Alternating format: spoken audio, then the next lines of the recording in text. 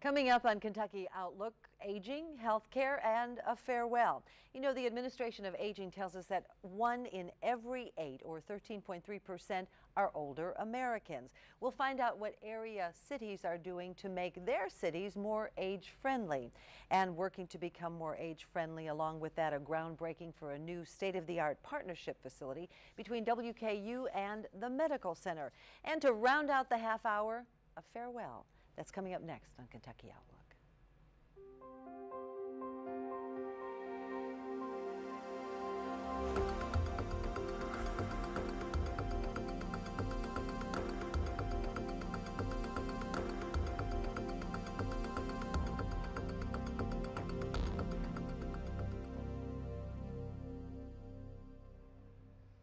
Hello and welcome to this week's edition of Kentucky Outlook. Well, the area healthcare industry is going to benefit from a collaborative effort between WKU, Western Kentucky University, and an area health concern, as the university is poised to open the Medical Center WKU Health Sciences Complex. We're going to find out more about what this means for our community and healthcare in general as we welcome to the program Jean Cherry. Jean Cherry is the Executive Vice President for Commonwealth Health Corporation, which is the parent company of the Medical Center. Thanks for being here. Thank you. I know you're busy. It's a busy week. And Dr. John Bonaguro, who is the Dean of WKU's CHHS, which is the College of Health and Human Services. Welcome, both of you. Thank you. You got a big week. This facility, after years of planning and probably even decades before that, the dream was there. It's a reality. What are we talking about? We are talking about a brand new complex that came about because of the partnership with the Commonwealth Health Corporation and our college and Western Kentucky University to look at expanding the training for nurses, particularly because this enables us to double our Bachelor of Science in Nursing program.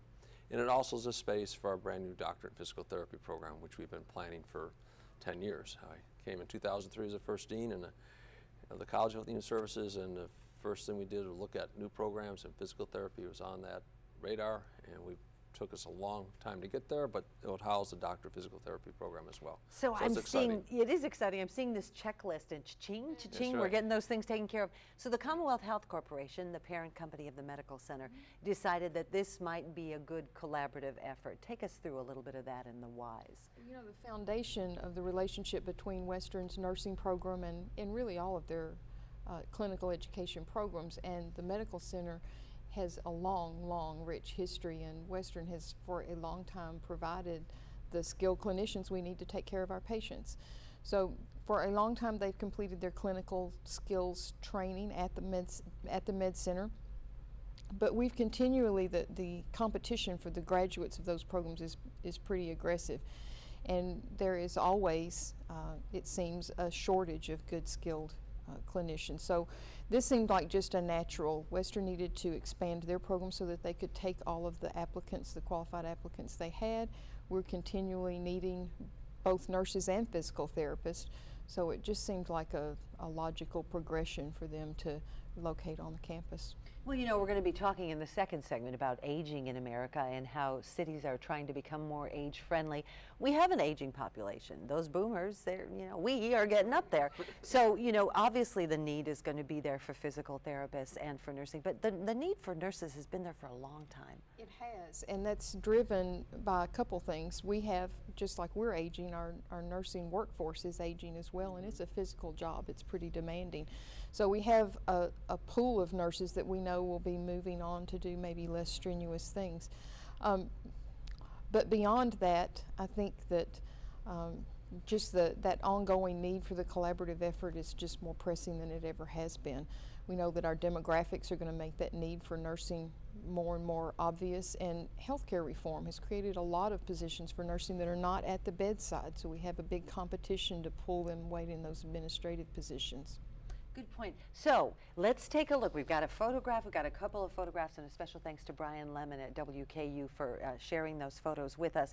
But the facility is gorgeous, and if you want to know physically where it's located, it's on the Medical Center campus, is what you call it, off of 31W. Right at the corner of Park, 2nd Avenue, and the bypass. And so it's a huge, beautiful facility. Not just, it's more than 7,400 square feet? Yes. So how does one plan something like this? You know, obviously you want to have classrooms, but take us through the inside. What's it going to look like in there?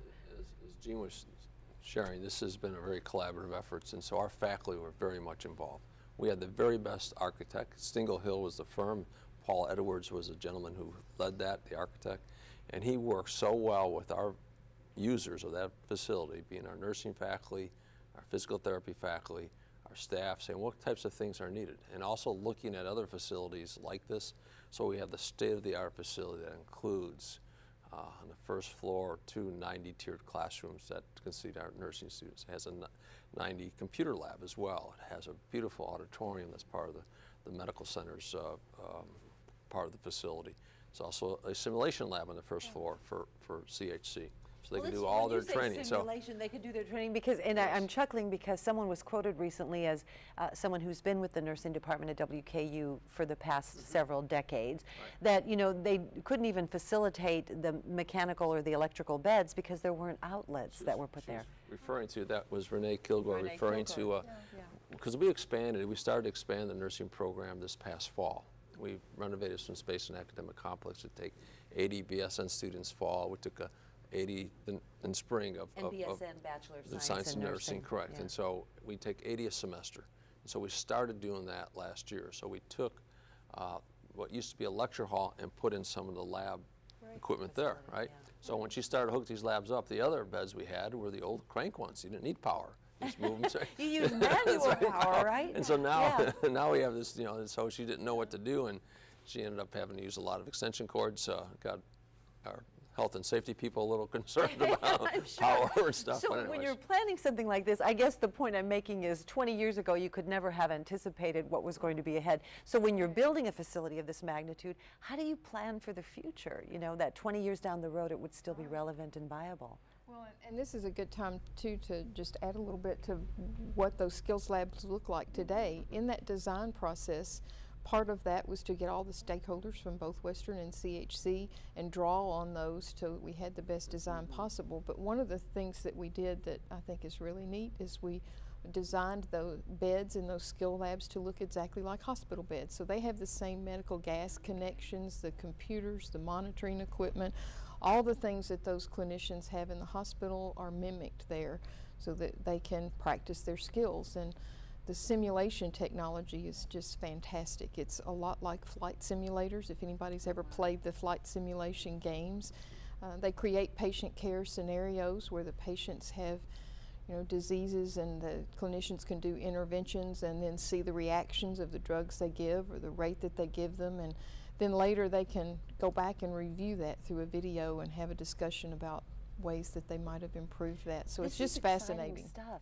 Now, so someone watching this says, okay, so what does that mean for me? What's it going to mean to me? I'm not going to be able to go in there and use those clinical services.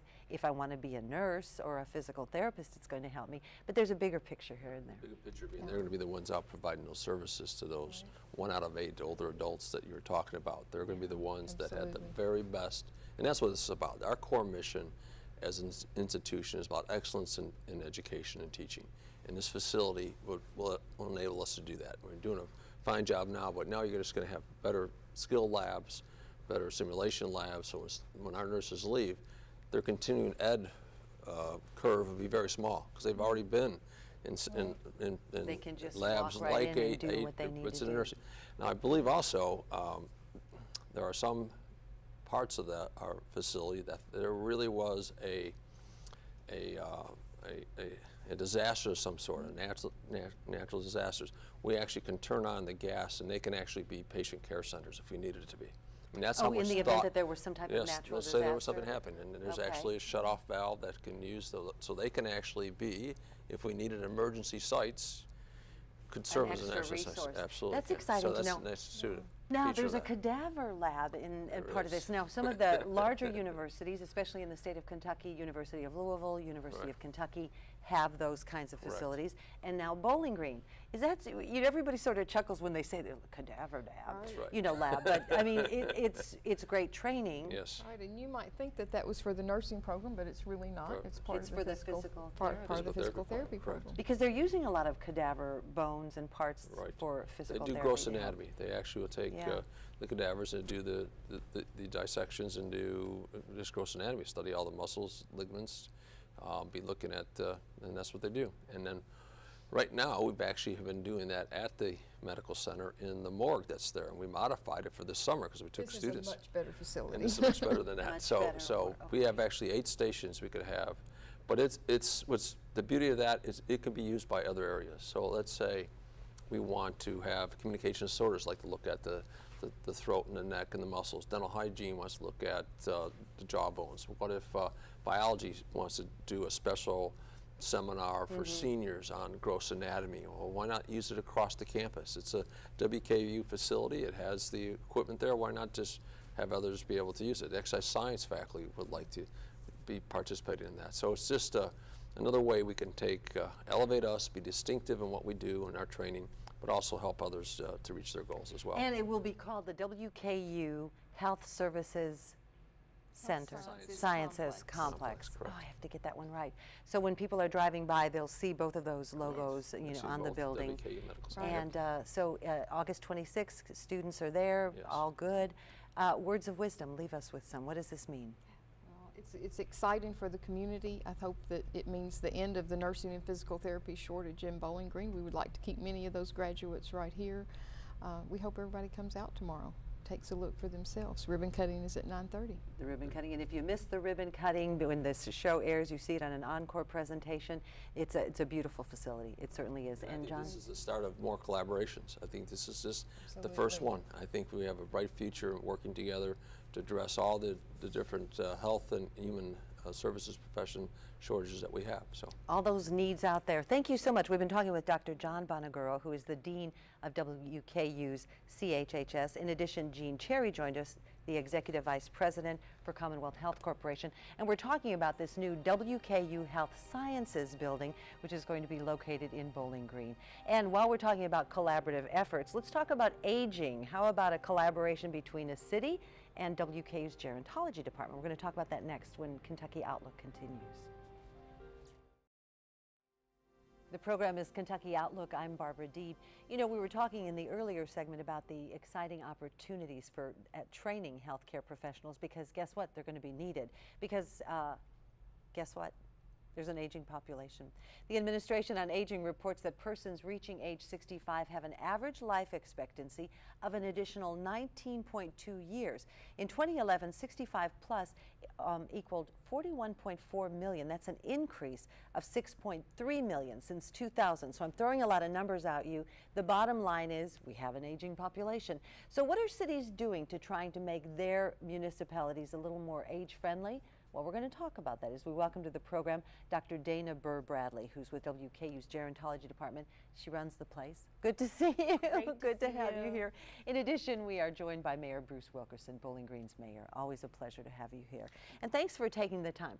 Why is this such an attractive cohort to bring to the city of Bowling Green? Why is it important to be friendly to them, if you will? You know, what we do for our older population, and keep in mind, every 8 seconds in this country, someone is turning 60. I mean, is this not exciting? Every 8 seconds. And so Bowling Green, under the leadership of our mayor, entered into an agreement with the World Health Organization a year ago to become part of an age-friendly cities network. And at the time, this is bragging rights and very exciting. Bowling Green was one of the 7 original cities in the United States and the only city in the South to make that kind of commitment with the World Health Organization. So was this something World Health Organization came to you and said, would Bowling Green be interested, or is this something that the city kind of regularly looks at what's out there? How does that work? One of the fortunate things about having WKU in town is we have people who keep an eye on that for us, and Dr. Bradley is very good about, in her gerontology department, very good about keeping track of what's going on, and she brought that to our attention. It made sense. It was a great fit for the city of Bowling Green. But when we took a look at it, it helped expose us and expand our mind and thoughts into what we're going to do as we get older and how we approach, from a municipal government standpoint, how we approach different issues. Just a couple of examples might be, you know, are there things that we could do with regard to our building code? Door closers on a building, you know, sometimes they're very, very hard to open, perhaps lessening the foot-pounds of torque to make that thing close. Another simple thing, we've started to expand or increase the size of our street signs so that people can read them more readily from not only Now there's driving one that you fast, take for but- granted, right? Street signs? You just assume everyone can read them, but an aging or a more senior population might have difficulty. Well, that's interesting. That's interesting. So those are just two examples. But what are we talking about, Dana Burr Bradley, when we say an older American? How do we define that? Well, you know, we're very, very careful. I'm very cagey about that because there is no one set definition, and different programs and services sometimes define older by, you know, who qualifies for something. So, for example, Medicare, which is our national program that provides access to health services for older adults, you have to be 65. If you're, oh gosh, want to be a member of AARP, which is a nonprofit organization that provides member-based services, that's 50. And what's a retirement age? It could be, you know, it could be when you've made your first million, right? But generally we think of people over 60, 65, but increasingly being old is in the eyes of the beholder. And that leads to the great concept here that the WHO is really working toward, is that an age-friendly city is one that's good for every chronological age. So to follow up on the mayor's example, let's talk about crosswalks. And I'm a young parent with a toddler in tow, and I have a Buggy? yeah, or a buggy or stroller, Mhm. right? And I have to cross the street. I'm doing it safely. I push the button, and it could be, you know, here in downtown Bowling Green or Nashville, right? Someplace else. I'm not sure I'm going to have enough time to get across that street with all this, you know, my young children in tow. All right, let's go a different example. Someone who is older, probably has some health issues that may have maybe a walker, a cane, some arthritis, that curb, oh, I gotta step down from the curb. It may not be smooth, and is there enough time to safely cross? The chances are those two age groups that have different needs actually have the same need for a safe Getting from point getting A from point A to across point B, B, right, which yeah. is very age friendly. So a lot of the things that we think make a community age friendly are really good for all ages.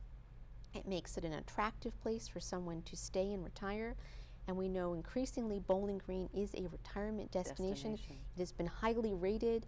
It has lots of amenities that are attractive to people, again, of all ages.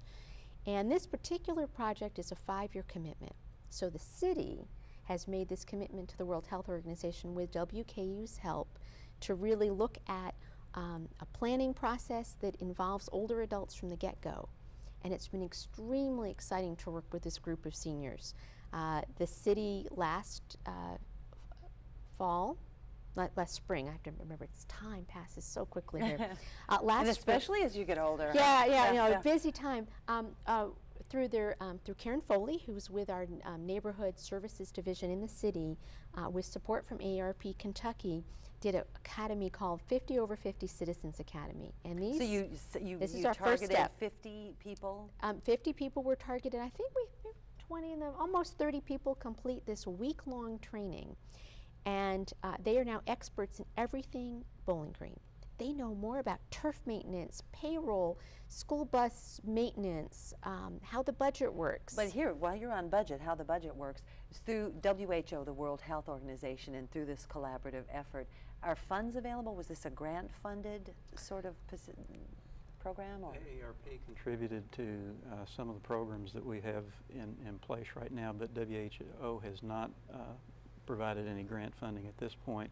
And we're not looking at creating, in my mind, a program, a Department of Aging for the city. Right. What we're trying to do is create a mentality where when you do your job, you think of how an older person might be affected by the decision that you make. So it's really a thought process as opposed to a program.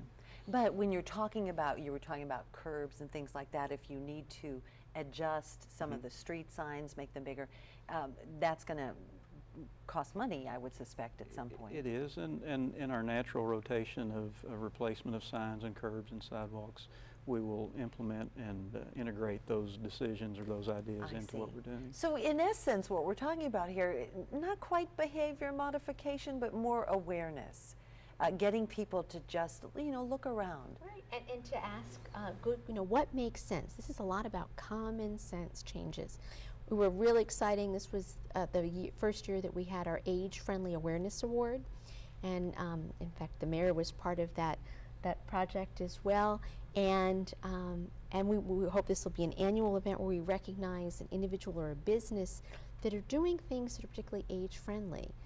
And our local Brad Cannon, who is a WKU graduate and is the owner of Home Instead, his Home Instead company was the winner this year because they're doing things that go beyond what their own business to help make the whole community more age-aware and more age-friendly. Okay, you're watching this program. You might be, whatever age you are chronologically. Well, how can people make a difference in this regard? The citizens that might be watching. What would you say to them? Well, they can be part of this 5-year project by taking a look at the center's website, and we can make sure I don't know how we do the web address, but it's wku.edu/aging. Easy to find, and they can access that. Or Google WKU Aging, and on there is a whole thing that describes the project. But we're always looking for citizen participants, whether to hold a community conversation, which is simply a dialogue about issues that involves people, to work with our older adult experts on a particular project, or are many students here at WKU that are taking a piece of this puzzle in the next 5 years. That's so exciting. So at what point then can we, as we speak, say Bowling Green is an age-friendly city, or it's working on becoming a more age-friendly city? How do we want to? On becoming a more age-friendly city. I'm probably the only one at this table that has its AARP card, but I feel like we're doing pretty well to begin with. But if they have some ideas or thoughts, the community participation is key to making this work. It's like when you write a computer program. If you let the computer guy do it, right, he's not thinking of anybody else other than fitting his ones and zeros in the right place. But it's the person who uses it who's affected by those decisions. So we want to include them in making those decisions. No one can tell the story like someone who's been there. We've been talking about Bowling Green's effort to become a more age-friendly city. We've been talking with Mayor Bruce Wilkerson. In addition, Dr. Dana Burr Bradley has joined us with WKU's Gerontology Department. And if you do want more information, it's wku.edu/aging to find out more. And speaking of aging, well, he's not too old, but he is leaving us after many years at the helm of WKU's public radio service. Peter Bryant is starting the next chapter of his life. When Kentucky Outlook continues, we'll have a farewell conversation with Peter, so don't go away. Kentucky Outlook continues. Well, after more than a decade of leading WKU's public radio service to the next level, he's leaving us. Peter Bryant, the station manager of WKU's Public Radio, is heading to start the next chapter. And I'm not going to say chapter 2 because for you this is like 3 or 4. But Peter, we wanted to take some time just to kind of share, some information about where you're headed and what it's been like to be here. So, where are you headed? Well, thank you for having me. I'm going to Wisconsin Public Radio in Madison, which is a really great operation. It's a statewide network. I'll be overseeing a big part of their programming, and it's a wonderful opportunity. A little bittersweet to leave my hometown, but it's too good of an opportunity to pass up. And oddly enough, it's my wife's hometown that we're going to, so it's all kind of fallen into place nicely. That is a beautiful way to kind of complete the circle. And when you mentioned your hometown, Bowling Green, people may not be aware of the fact that you were born and raised here, but then you took off and you came back, so you share that story. Well, I grew up here, worked in this room as a student at Western, worked at WKU Public Radio with you when it first started. I trained Peter in fact, radio, yes. That's right, my very first day on the radio as a student employee, you taught me how to run the board, how to talk about the music, how to put the turntable together, I mean everything. So that was a great experience. I worked here for a few years, then went off to Philadelphia. Was up there at WHYY for many years as music director, and then came back with my family when our son was really little. And it's been a great place for him to grow up with a lot of family around. We were able to look after my mom in her last years. That was good. And it's been a really great professional opportunity. It's meant a lot for me to be a part of an operation that gives so much to a community that I care about. So that's been very gratifying, and now it's neat to have an opportunity to go to a new challenge and a new chapter that I'm really excited about. Well, and speaking about being excited about Madison or Wisconsin Public Radio, and just the Madison, Wisconsin area is a really progressive area and yet conservative. You know, it's kind of a mix there, but as far as public radio and TV is concerned, they are huge fans in those parts. Didn't you say radio has like 50,000 members? Something like 50,000 members. They're crazy about their public radio up there, so I'm looking forward to that. But it's really always been inspiring here. We say it on the air during fundraisers, and it's really true. Every time a pledge form comes in, that somebody's taken the time to call and voluntarily support the station, that's a big deal, and that's really gratifying, and we're really fortunate here to have such great community support. And not just in the Bowling Green area for WKU Public Radio, but all across so much of the state where we have transmitters. We do. So we're quickly running out of time. So you have some great memories, obviously, from these parts, and no regrets, right? Not a single one.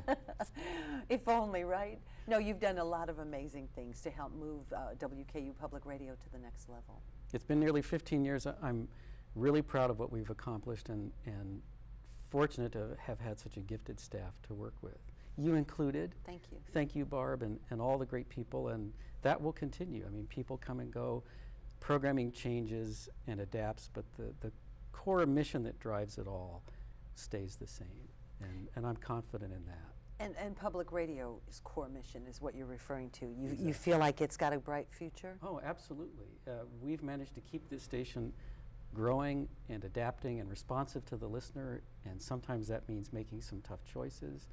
It means making some exciting ones too, but we've always managed to keep moving forward in spite of obstacles and everything else. So that will continue, and that's because of the dedication of the staff and the support of the community and the really remarkable support that this university provides. This is an atypical situation for a university licensee, the degree to which the university administration really gets it and values it and supports it. So I'm very optimistic of what will happen down the road. Well, let me just say, just amazing success to you. I know you'll be fabulous wherever you go, and we are so going to miss you here at WKU Public Radio. And you will be then in charge of Wisconsin Public Radio's news and music, the programming, right? The network. They have two networks up there. One is news and music, and one is devoted to all talk programming. They have, it's over 31 transmitters and translators around the state, so a lot to keep track of. It's a big operation, but it'll be fun. And we should buy you a very heavy winter coat. Everybody says that. Hope you're packing your heavy clothes. It's cold in those Yeah. parts. Now, you know, we've tried to find some blackmail photos of your tenure here, and we know there's a video circulating out there, but we did just grab one little still that we might end the show with, and it's in your honor, and it was when you were playing Elton John on something, right? But it's a still, it's not the video. Okay. So we're okay with that? Yes, I'll let that pass. Well, and thank you again so much. Thanks for and having me. Good luck. Okay. As always, we'll miss you. And we've been talking with Peter Bryant, the outgoing manager of WKU Public Radio, headed to new exciting things in Madison, Wisconsin at Wisconsin Public Radio. That's going to wrap it up for this week's edition of Kentucky Outlook. I'm Barbara Deeb. We're so glad you joined us.